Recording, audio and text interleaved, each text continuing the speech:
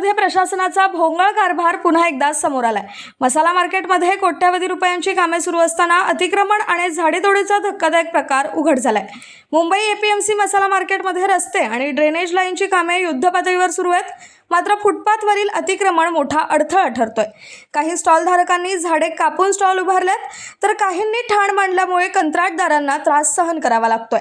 दरम्यान कोट्यावधी रुपयांची कामे सुरू असतानाही यावर्षी पावसाळ्यात मसाला मार्केट पुन्हा तुंबण्याची भीती व्यक्त केली जाते। ई विंग गेट बाहेर झाडे तोडून उभारलेल्या स्टॉलमुळे प्रशासनाची कारवाई फक्त दिखावा ठरल्याचा आरोप होतोय। पावसाळा तोंडावर असताना आता अतिक्रमण हटणार का, असा सवालही व्यापाऱ्यांकडून उपस्थित केला जातोय।